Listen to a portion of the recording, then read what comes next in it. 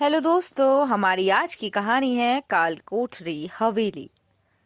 राहुल, सिया और वरुण तीन जिगरी दोस्त थे। कॉलेज के प्रोजेक्ट के लिए उन्हें एक ऐतिहासिक जगह पर रिसर्च करना था। किसी से सुनकर उन्होंने एक पुरानी वीरान हवेली के बारे में जाना, जिसका नाम था काल कोठरी हवेली, जो शहर से दूर एक वीरान पहाड़ी पर मौजूद थी। कहा जाता था कि वहां रात को अजीब आवाजें आती थी और जो भी अंदर गया वो वापस कभी नहीं लौटा। लेकिन युवा जोश में डूबे तीनों ने डर को नजरअंदाज किया और ये तय किया कि वे वहां जाकर पूरी रात बिताएंगे और सब कुछ रिकॉर्ड करेंगे। शाम होते होते वे अपनी गाड़ी लेकर हवेली के गेट पर पहुंचे। सूरज ढल रहा था। हवेली टूटी फूटी काई जमी दीवारों वाली थी।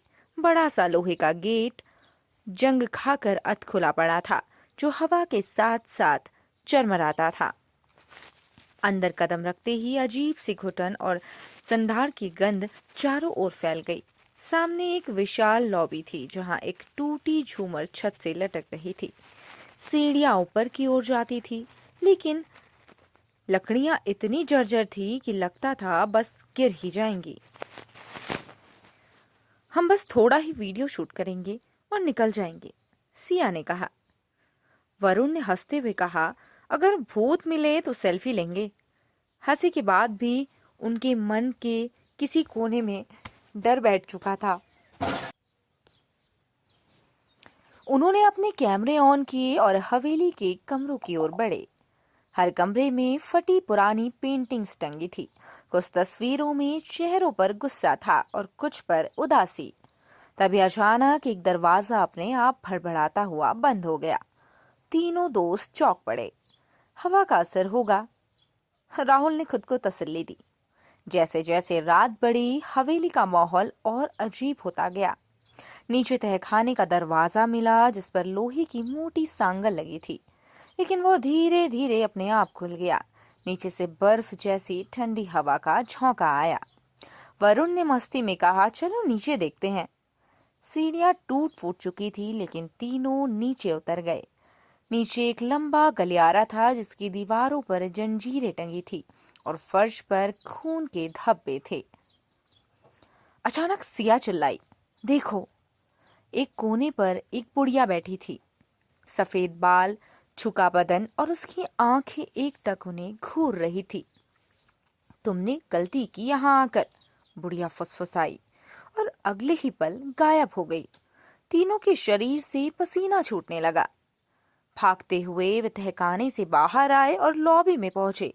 तभी उन्हें दीवार पर एक पुरानी तस्वीर दिखी, जिसमें वही बुढ़िया थी जो अभी उन्हें तहखाने में मिली थी।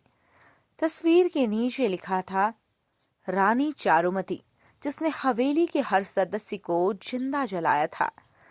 सिया कांपती हुई आवाज में बोली, ये हवेली किसी रानी की है जिसे अपने ही परिवार को मार डाला था, और अब उनकी आत्माएं यहाँ भटकती है।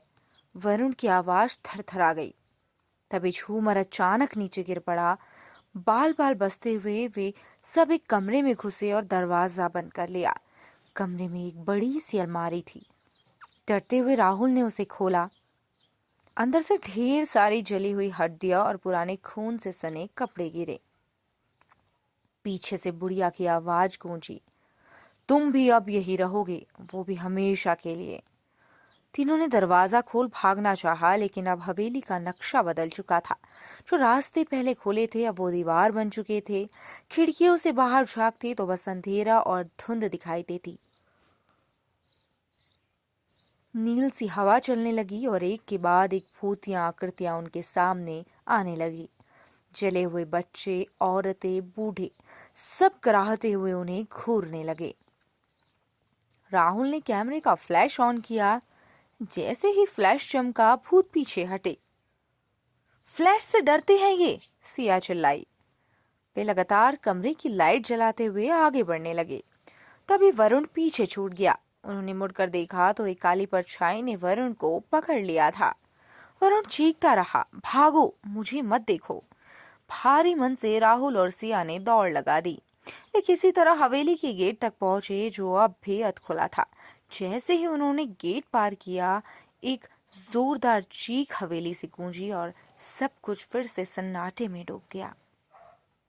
राहुल और सिया किसी तरह गांव लौटे। वहां बुजुर्गों से सुना कि काल कोठरी हवेली में सैकड़ों साल पहले रानी चारुमती ने अपने परिवार को काले जादू के बल पर बलि चढ़ा दिया था ताकि अमरता पा सके, लेकिन वह खुद भी श्रापित हो गई और तब से हवेली हर रात उसी बलिदान को दोहराती है।